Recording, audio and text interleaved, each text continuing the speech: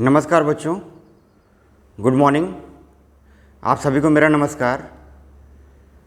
हम लोग चैप्टर पढ़ रहे थे ट्रिग्नोमेट्री में हाइट्स एंड डिस्टेंस, ऊंचाई और दूरी, जिसको हम कहते हैं एप्लीकेशंस ऑफ ट्रिग्नोमेट्री। ठीक है, तो ये एक्सरसाइज 9.1 है, जिसमें कि कुल हम लोगों ने पिछले लेक्चर में 8 क्वेश्चन सॉल्व कर लिए थे।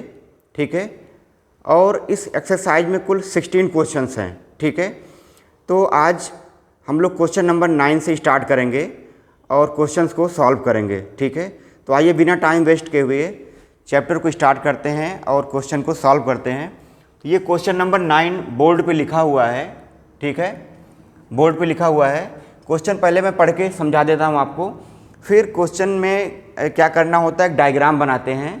हर क्वेश्चन में यही करते आए हैं, जो भी क्वेश्चन कह रहा है, ठीक है, उसके अकॉर्डिंग एक डायग्राम बनाते हैं और उस डायग्राम में क्या करते हैं, हम ट्रिग्नोमेट्रिक रेशियोज या त्रिकोणमितीय अनुपात लगा करके उस क्वेश्चन को हम सॉल्व कर लेते हैं। जो भी पूछता है उसे हम निकाल लेते हैं। ठीक है, तो आइए देखते हैं क्वेश्चन क्या है। पहला मतलब कि क्वेश्चन नंबर 9 कह रहा कि एक मीनार के पाद बिंदु से एक भवन के शिखर का उन्नयन कोण 30 डिग्री है और भवन के पाद बिंदु से मीनार के शिखर का उन्नयन कोण 60 डिग्री है। यदि मीनार 50 मीटर ऊंची हो तो भवन की ऊंचाई ज्ञात कीजिए। ठीक है, भवन की ऊंचाई ज्ञात कीजिए। ठीक है, इंग्लिश में लिखा हुआ है the angle of elevation of the top of A building from the foot of A tower is 30 degree and the angle of elevation of the top of the tower from the foot of the building is 60 degree. If the tower is 50 meter high, find the height of the building. ठीक है, इसमें कह रहा कि एक building और एक tower है। ठीक है, एक टावर और एक बिल्डिंग की बात कर रहा है। ठीक है, तो एक टावर और बिल्डिंग बना लेते हैं। यहाँ पे लिख लेते हैं हम हल या सलूशन।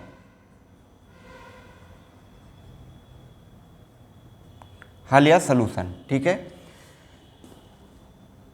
एक टावर बना लेते हैं। ठीक है, और एक बिल्डिंग। ठीक है, ये हो गया टावर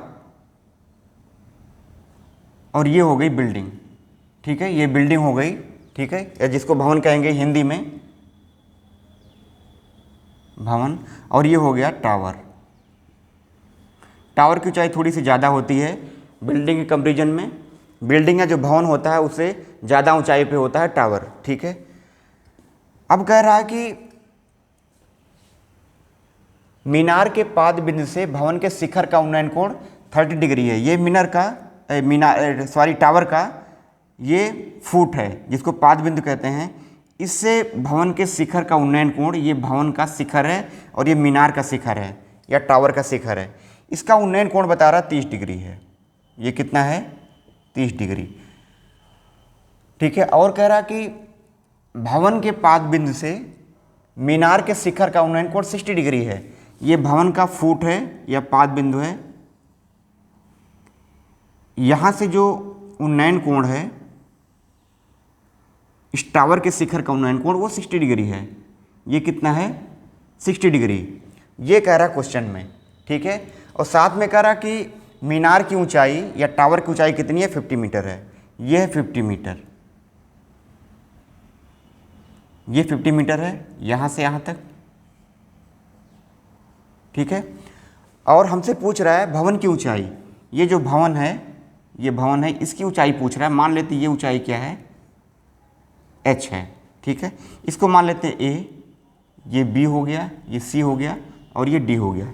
ये बच्चे हो गया इसका डायग्राम इस क्वेश्चन का। ठीक है, जैसा कि क्वेश्चन में कह रहा है कि एक भवन या बिल्डिंग है, उसके फुट से इसके शिखर का ये जो मीनार है, उन्नयन कोण कितना है, 60 डिग्री है। और ये जो मीनार है, मीनार के फुट से इस बिल्डिंग के या मकान के जो शीर्ष बिंदु है, उसकी जो उन्नयन कोण है या एंगल ऑफ एलिवेशन है, वो क्या है, 30 डिग्री है। ठीक है, इस मीनार की ऊंचाई दिया हुआ 50 मीटर और ये हाइट जो है मकान की या बिल्डिंग की, वो हमसे पूछ रहा है। ठीक है, तो अब इस क्वेश्चन को क्या करेंगे हम, देखिए करना क्या है क्वेश्चन में, बेसिकली हम क्या करते हैं, ट्रिग्नोमेट्रिक रेशियो लगाते हैं, त्रिकोणमितीय अनुपात लगाते हैं, ठीक है। और उस त्रिकोणमितीय अनुपात की हेल्प से क्या करते हैं, जो भी पूछता है उसे हम निकालते हैं, ठीक है। तो अब देखिए ये वाली हाइट पूछ रहा है, ये वाली हाइट पूछ रहा है और ये वाली हाइट दिया हुआ है। दो ट्रायंगल इसमें बन रहे हैं, एक ट्रायंगल बन रहा है ADB और दूसरा बन रहा है ट्रायंगल ABC, ठीक है। तो सबसे पहले हम लेंगे ट्रायंगल ADB और ADB लेकर के ये वाली लेंथ हम पता कर लेंगे, ठीक है, ये वाली लेंथ पता कर लेंगे। उसके बाद दोबारा से ट्रिग्नोमेट्रिक रेशियो लगा करके ये वाली हाइट क्या करेंगे हम पता कर लेंगे, ठीक है। तो देखिए क्या है, इसमें ये लंब दिया हुआ है और ये आधार हमें पता करना है, ठीक है। तो लंब और आधार में जो संबंध होता है, जो रिलेशन होता है, वो कौन सा त्रिकोणमितीय अनुपात देता है, वो देता है tan, ठीक है। तो tan लगाएंगे, ठीक है। तो यहाँ पे लिख लेंगे माना भवन की ऊंचाई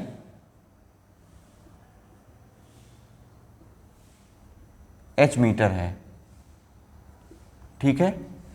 अब लिखेंगे त्रिभुज ADB में, त्रिभुज ADB में tan 60 डिग्री इक्वल टू क्या हो जाएगा, लंब बटे आधार AD अपान में AB, AD कितना दिया हुआ है 50 मीटर और AB हमें पता करना है, ठीक है। tan 60 की वैल्यू होती है √3 और ये हो गया 50 अपान में AB। तो यहाँ से जब AB निकालेंगे ये इधर आ जाएगा, √3 इधर आ जाएगा, तो AB इक्वल टू क्या हो जाएगा 50 अपान में √3। AB की जो वैल्यू आ गई वो क्या हो गई 50√3, ठीक है। 50√3 आ गई AB की वैल्यू, इतना समझिए पहले।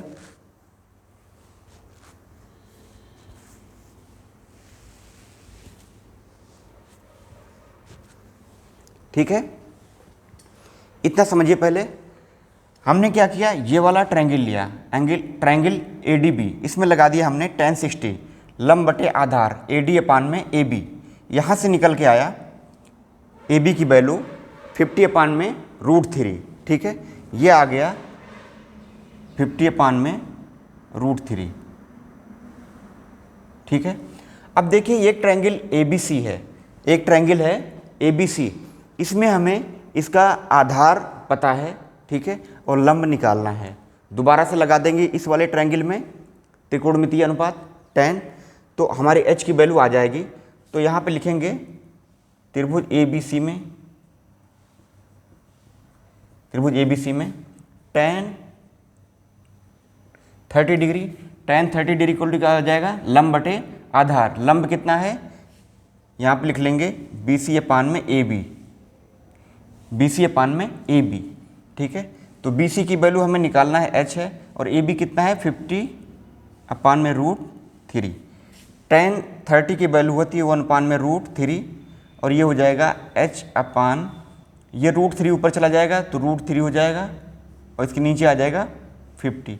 यहाँ से जब सॉल्व करेंगे h की वैल्यू तो क्या हो जाएगा, 50 तो इधर आ जाएगा, अपान में क्या हो जाएगा √3 इधर आ जाएगा, तो √3 इंटू √3 इक्वल टू हो जाएगा 50 अपान में 3। √3 और √3 की वैल्यू क्या हो जाएगी, इंटू में दोनों की वैल्यू जब मल्टीप्लाई करेंगे √3 इंटू √3 तो मैंने बताया था कि रूट हट जाता है, तो यहाँ पे आ जाएगा 3।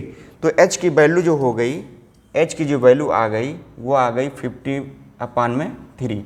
इसको डिवाइड करेंगे तो आएगा 16 एंड 2/3 मीटर, ठीक है। तो जो भवन की ऊंचाई है या बिल्डिंग की ऊंचाई वो h इक्वल टू क्या हो जाएगा 16/2/3 मीटर। ये हो गया बच्चे इस क्वेश्चन का आंसर, क्योंकि हमें निकालना था भवन की ऊंचाई। तो सबसे पहले हमने क्या किया, क्वेश्चन को पढ़ा और क्वेश्चन को पढ़ने के बाद क्या किया, पहले डायग्राम बनाया। डायग्राम में दो त्रिभुज दिखे हमें ADB और ABC। इस वाले में पहले हमने लगा दिया tan 60 जिससे कि ये वाला आधार आ गया। अब चूंकि यही आधार दोनों में कॉमन है, इस वाले त्रिभुज में और इस वाले ट्रायंगल में दोनों में कॉमन है, तो इसकी वैल्यू जब निकल जाएगी और ये दिया हुआ है, ठीक है, तो इसकी हेल्प से क्या करेंगे हम ये वाली ऊंचाई फाइंड कर लेंगे। यही किया हमने इस वाले क्वेश्चन में, इसे नोट कर लीजिए।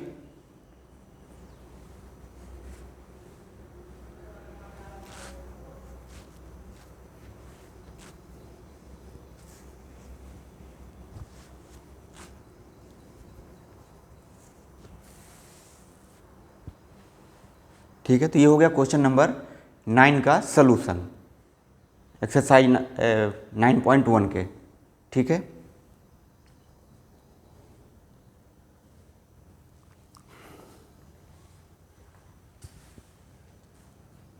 तो ये हो गया बच्चे क्वेश्चन नंबर 9 का सलूशन इस एक्सरसाइज का। इसमें कुछ नहीं करना है, क्वेश्चन में जैसे भी कहता जा रहा है आप उसको देखते जाइए और उसका डायग्राम बनाइए। उसके बाद इसमें tan, cos, sin जो कुछ भी लगेगा आप उसकी हेल्प से आप देख लीजिए कौन कौन सी वैल्यू दिया हुआ है, उसके अकॉर्डिंग उस ट्रिग्नोमेट्रिक रेशियो को लगाइए, त्रिकोणमितीय अनुपात को लगाइए और जो वैल्यू पूछ रहा है उसको सिंपल कैलकुलेशन से 2-3 लाइन में क्या हो जाएगा, ये सॉल्व हो जाएगा।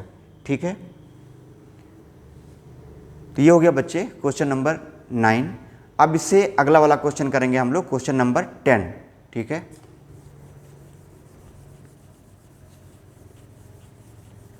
क्वेश्चन नंबर 10 सॉल्व करेंगे।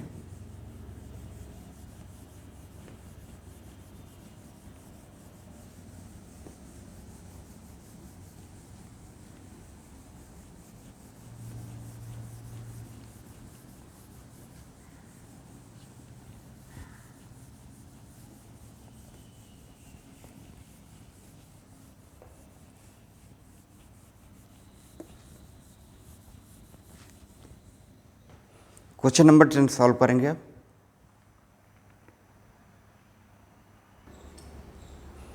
तो ये बच्चे क्वेश्चन नंबर 10 है। ठीक है, जो बोर्ड पे लिखा हुआ है ये क्वेश्चन नंबर 10 है।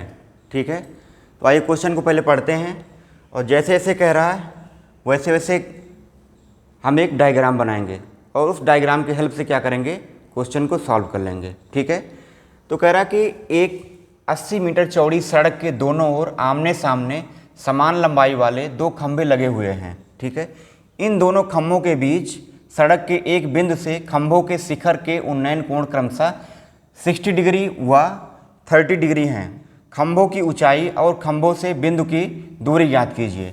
इंग्लिश में लिखा हुआ है 2 poles of equal heights are standing opposite to each other on either side of the road which is 80 meter wide. From a point between them on the road, the angles of elevation of the top of each poles are 60 degree and 30 degree respectively.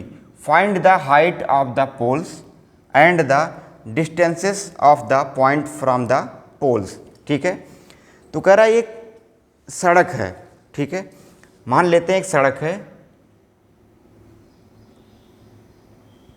ये सड़क बता रहे हैं। ठीक है, एक सड़क है जिसकी चौड़ाई कितनी है, 80 मीटर है।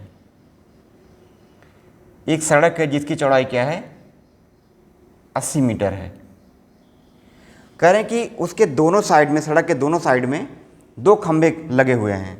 एक खंभा मान लेते हैं ये है, दूसरा वाला ये है। दोनों की हाइट क्या है, सेम है।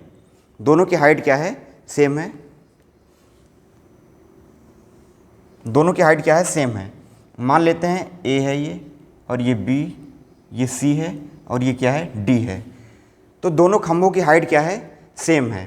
ठीक है, एक सड़क होगी ए बी 80 मीटर जैसा कि क्वेश्चन में कह रहा है और कह रहा सड़क के दोनों साइड में 2 खंभे खड़े हुए हैं, 2 पोल्स खड़े हुए हैं। तो मान लिया कि 2 पोल, पहला पोल ए डी है, दूसरा क्या है, बी सी है और दोनों की हाइट क्या है, सेम है। कह रहा कि इस सड़क के किसी बिंदु से, इस सड़क में किसी बिंदु से, मान लेते कोई बिंदु यहाँ पे है। ठीक है, एक बिंदु से खंभों के शिखर के उन्नयन कोण क्रमशः 60 डिग्री व 30 डिग्री हैं। ठीक है, इस वाले पॉइंट से खंभे के शिखर का उन्नयन कोण 60 डिग्री और कह रहा है ये 30 डिग्री है। ठीक है, इस वाले बिंदु से, इस बिंदु को हम मान लेते हैं ई। कौन सा बिंदु है, ई है। ई एक बिंदु ले लिया हमने।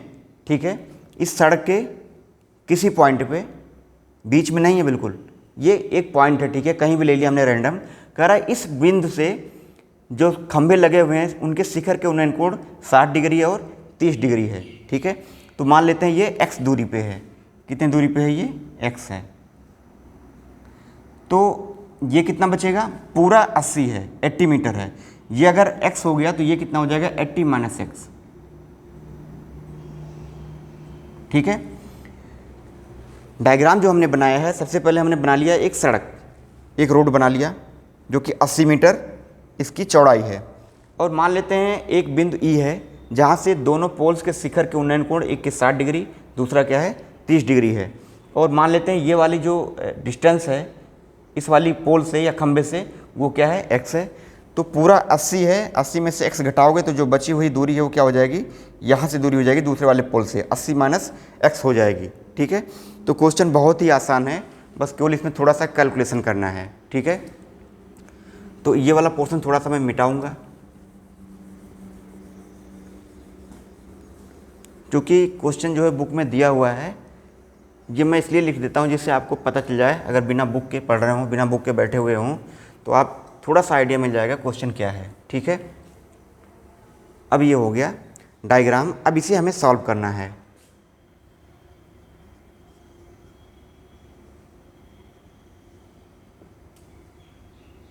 हल या सॉल्यूशन। ठीक है, अब देखिए दिया हुआ है ये दोनों खंभे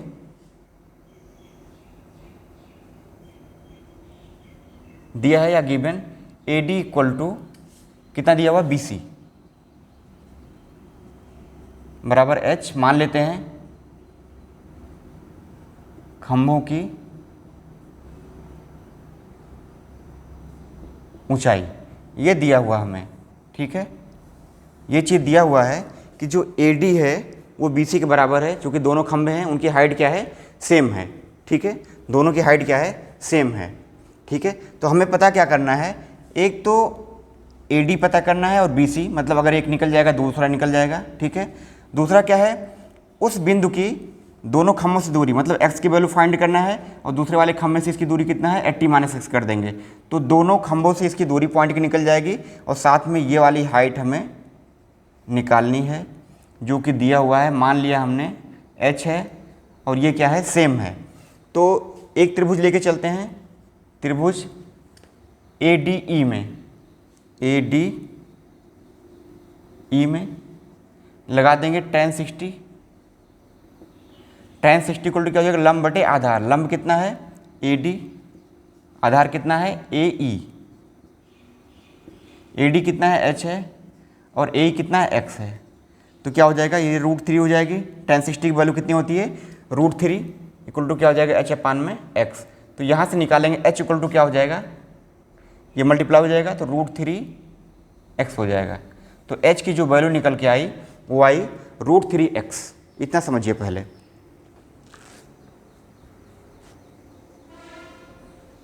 दो त्रिभुज बने हुए हैं और इन्हीं दोनों त्रिभुज की हेल्प से हमें क्या करना है, ऊंचाई निकालना है खंभों की, और साथ में इस बिंदु की दूरी निकालना है इधर से और इस साइड से, मतलब दोनों पोल से उस बिंदु की दूरी निकालना है। ठीक है, तो पहले हमने लिया त्रिभुज ADE को और यहाँ से tan 60 लगाया, लंब बटे आधार, चूँकि देखिए जो पूछ रहा है हमें, ये पूछ रहा है और ये पूछ रहा है, तो जो पूछ रहा है उसी को हम लेके कंसीडर करके चलेंगे।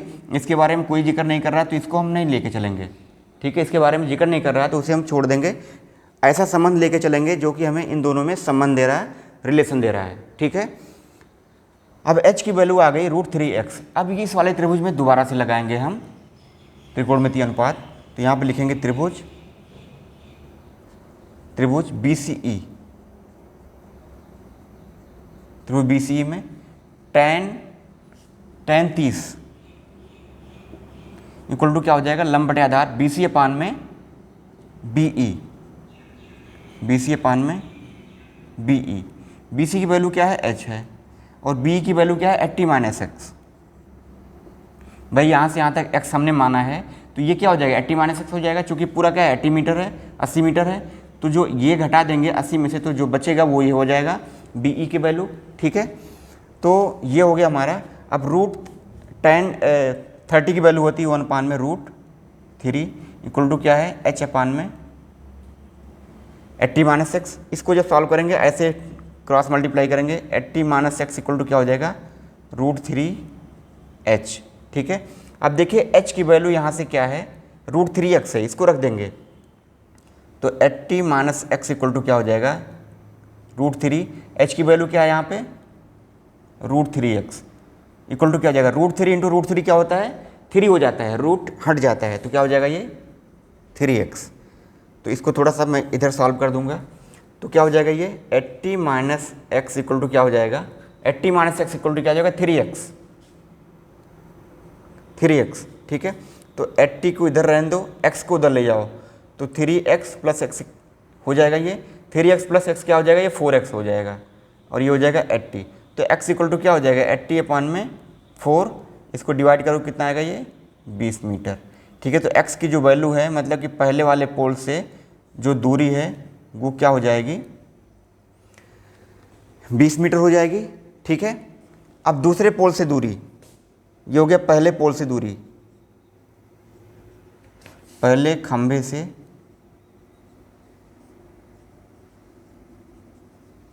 दूरी कितना हो गया 20 मीटर हो गया, पहले वाले खंभे से दूरी कितना हो गया 20 मीटर हो गया। अब यहाँ पे निकाल लेंगे दूसरे खंभे से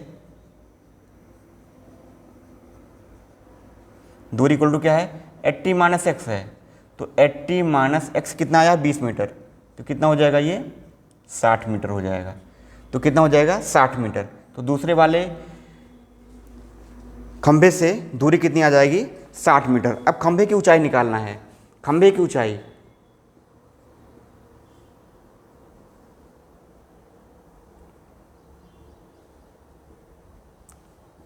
h इक्वल टू क्या है √3x, और जो x की वैल्यू आई हो कितनी है 20 मीटर। यहाँ से देखो x की वैल्यू कितनी आई है 20 मीटर, तो 20 से क्या करेंगे इसमें गुणा कर देंगे, तो क्या हो जाएगा ये 20√3 मीटर। तो ये हो गया खंभे की ऊंचाई, वही हो गया दोनों खंभों की ऊंचाई। तो दोनों खंभों की ऊंचाई कितना आ गया 20√3 मीटर, और खंभों से दूरी कितनी हो जाएगी 20 मीटर और 60 मीटर। ठीक है, तो जो आंसर निकल के आया है, एक तो आया है आपका 20 मीटर, दूसरा आया 60 मीटर, और जो हाइट h आई है वो कितनी आई है 20√3 मीटर। ये इतने इसके आंसर निकल के आए हैं। ये सब आप नीचे लिख सकते हैं। ठीक है, जगह कम थी इसलिए हमने इधर लिख दिया। तो इस तरीके से बच्चे सॉल्व होता है हमारा क्वेश्चन नंबर 10। पहले जो इसने कहा था, एक सड़क लिया हमने, सड़क में एक बिंदु लिया, उस बिंदु से 60 डिग्री और 30 डिग्री का उन्नयन कोण बताया था इसने, और दोनों खंभों की ऊंचाई इसने बताया है सेम है, और मान लिया हमने कि यहाँ से दूरी क्या है पहले वाले खंभे से x है उस बिंदु की। ठीक है, अब दूसरे वाले खंभे से दूरी क्या हो जाएगी 80 माइनस एक्स हो जाएगी। ठीक है, अब इसमें एक पहले ये वाले त्रिभुज लेंगे और h और x में संबंध आ जाएगा √3x का, फिर इस वाले त्रिभुज को लेकर के चलेंगे और सॉल्व करेंगे। सॉल्व करने के बाद क्या आ जाएगा 20 मीटर, और जब 20 को घटा देंगे 80 में से तो आ जाएगा 60 मीटर दूसरे खंभे से दूरी। ठीक है, उसके बाद इस वाले में जब x की वैल्यू रख देंगे तो खंभे की ऊंचाई आ जाएगी, जो कि दोनों खंभों की ऊंचाई पूछ रहा था। ठीक है, तो इस क्वेश्चन में क्या आया, पहले वाले बिंदु से दूरी कितनी आई 20 मीटर, दूसरे वाले से आई 60 मीटर, और खंभों की जो ऊंचाई आई वो कितनी आई 20√3 मीटर। ठीक है, इस तरीके से बच्चा हमारा हो गया क्वेश्चन नंबर 10 सॉल्व। ठीक है,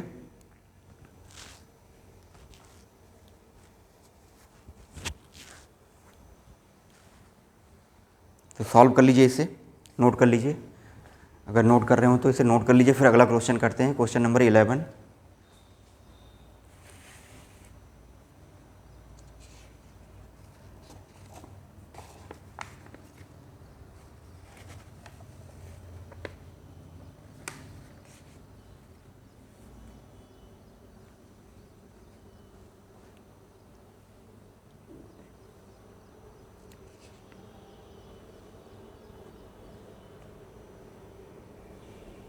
नोट कर लीजिए इसे।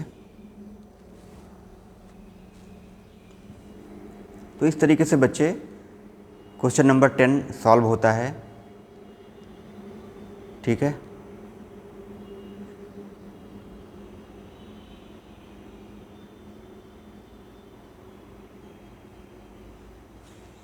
तो ये हो गया क्वेश्चन नंबर 10।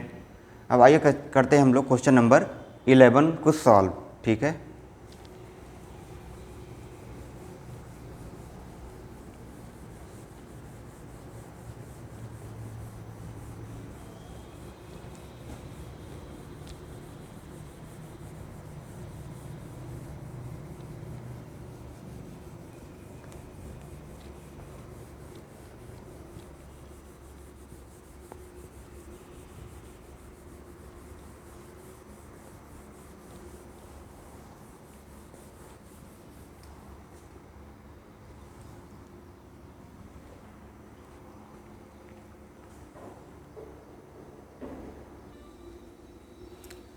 तो ये बच्चे क्वेश्चन नंबर 11 जो कि बोर्ड पे लिखा हुआ है, क्वेश्चन नंबर 11 है ये इस एक्सरसाइज का। ठीक है, तो क्वेश्चन को पढ़ता हूँ पहले मैं, ठीक है, फिर देखते हैं इसमें क्या करना है। कह रहा है एक नहर के एक तट पर टीवी टावर ऊर्ध्वाधरता खड़ा है। ठीक है, एक नहर है, ठीक है, एक तट पे क्या है, ये टीवी का टावर खड़ा हुआ है। ये क्या है, टावर है, ये टीवी का टावर है। टावर के ठीक सामने दूसरे तट के एक अन्य बिंदु से टावर के शिखर का उन्नयन कोण 60 डिग्री है। टावर के दूसरे अपोजिट साइड से एक बिंदु से टावर के शिखर का उन्नयन कोण क्या है, 60 डिग्री है। ये दिया हुआ है। इसी तट पर इस बिंदु से 20 मीटर दूर और इस बिंदु को मीनार के पाद से मिलाने वाली रेखा पर स्थित एक अन्य बिंदु के से टावर के शिखर का उन्नयन कोण 30 डिग्री है। उसी लाइन पे इसके ये जो तट पे ये बना हुआ है टावर, उसी लाइन पे ही क्या है, एक 20 मीटर की दूरी से उसके शिखर का उन्नयन कोण क्या है, 30 डिग्री है। ये दिया हुआ है। ठीक है, देखिए आकृति 9.11, ये दिया हुआ आकृति दी हुई है, ये डायग्राम दिया हुआ है। ठीक है, ये क्वेश्चन में डायग्राम दिया हुआ है। ठीक है, टावर की ऊंचाई और नहर की चौड़ाई ज्ञात कीजिए। टावर की ऊंचाई मान लेते हैं h है, ये पूछ रहा है, और नहर की चौड़ाई मान लेते हैं BC है, ये भी क्या है, पूछ रहा है। ठीक है, BC क्या है, पूछ रहा है। तो एक टावर की एक तो ऊंचाई निकालना है और एक नहर की चौड़ाई निकालना है। इंग्लिश में क्वेश्चन को मैं पढ़ देता हूँ। A TV tower stands vertically on a bank of a canal from a point on the other bank directly opposite the tower. The angle of elevation of the top of the tower is 60 degree from another point 20 meter away from this point on the line joining this point to the foot of the tower. The angle of elevation of the top of the tower is 30 degree. See figure 9.12. Find the height of the tower and the width of the canal. ठीक है, तो ये बच्चे हो गया question हमारा English में। हमने आपको पहले कहा था कि क्वेश्चन की लैंग्वेज में मत जाइए, क्वेश्चन को समझिए सॉल्व कैसे करना है। क्वेश्चन आपको बुक से मिल जाएगा। अब देखिए हमें इस क्वेश्चन में करना क्या है। इस क्वेश्चन में हमें क्या करना है, ये देखिए कैनल है, ये क्या है, कैनल है, ये इतनी चौड़ाई। यहाँ पे एक टावर टीवी टावर लगा हुआ है और कैनल के दूसरी साइड में अपोजिट क्या है, एक पॉइंट है जहाँ से उसके शिखर का उन्नयन कोण क्या है, 60 डिग्री है। एंगल ऑफ एलिवेशन क्या है, 60 डिग्री है। उसी लाइन पे 20 मीटर की दूरी पे एक दूसरे बिंदु से जो एंगल ऑफ एलिवेशन है, उन्नयन कोण है, वो क्या है, 30 डिग्री है। तो कैनल की चौड़ाई, नहर की चौड़ाई मान लेते हैं x है, और ये पूछ रहा है टावर की ऊंचाई मान लेते हैं क्या है, h है। ठीक है, ये हमें निकालना है। ठीक है, टावर की ऊंचाई निकालना है और साथ में कैनल की चौड़ाई निकालना है। ठीक है, अब दो त्रिभुज हैं यहाँ पे, एक त्रिभुज हो गया ADB, दूसरा हो गया ABC। दोनों त्रिभुज को लेकर के चलेंगे और आसानी से जो भी पूछ रहा है उसे हम सॉल्व करके निकाल लेंगे। ठीक है, तो पहले हम लेते हैं त्रिभुज ABC में, त्रिभुज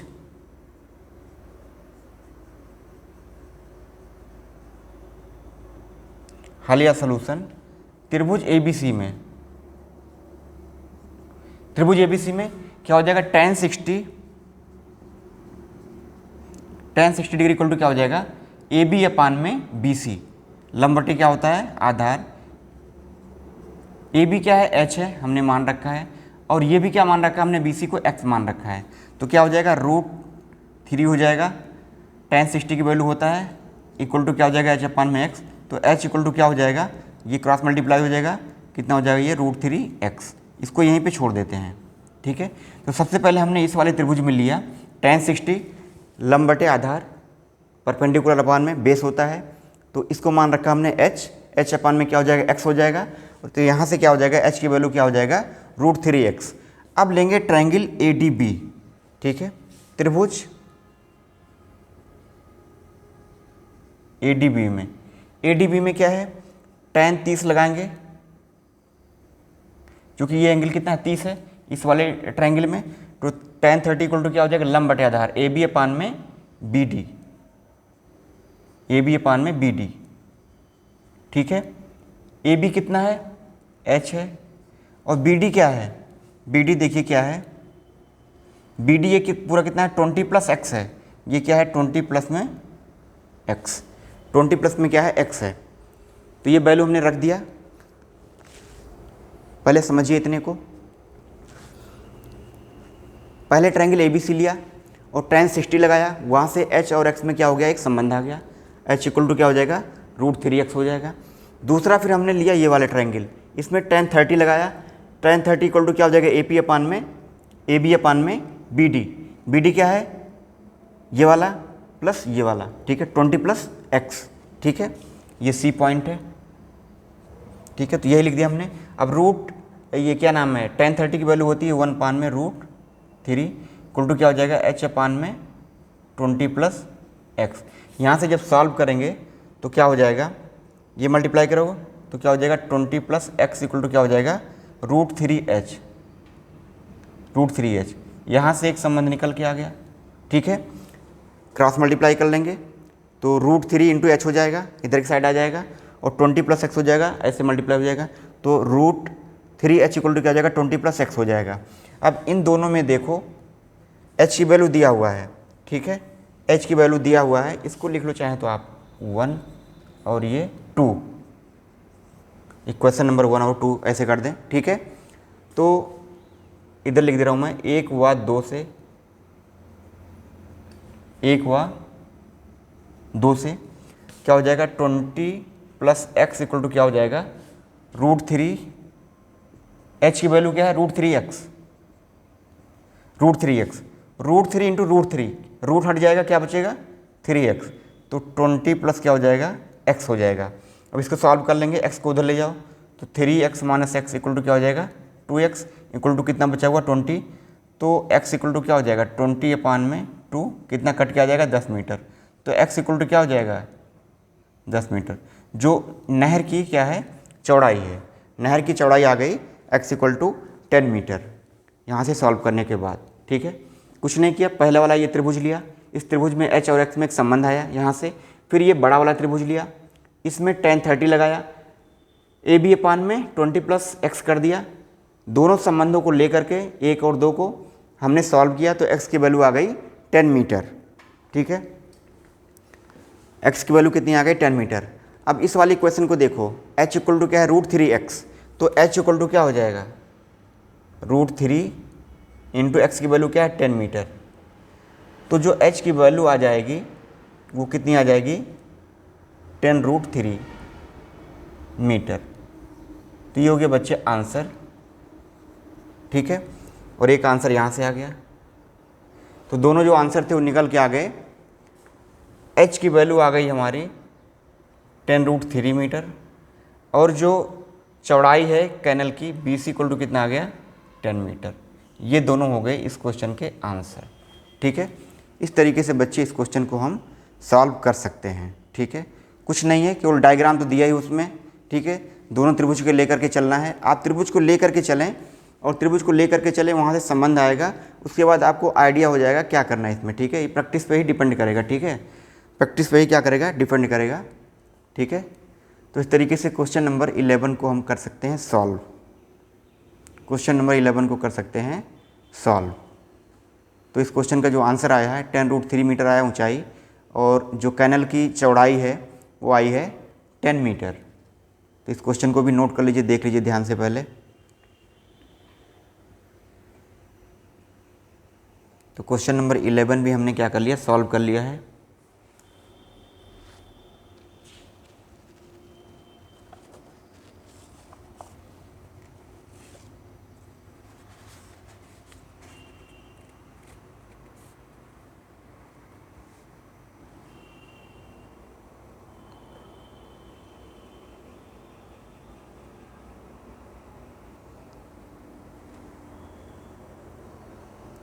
ठीक है बच्चे, तो ये क्वेश्चन भी क्या हो गया है, सॉल्व हो गया है।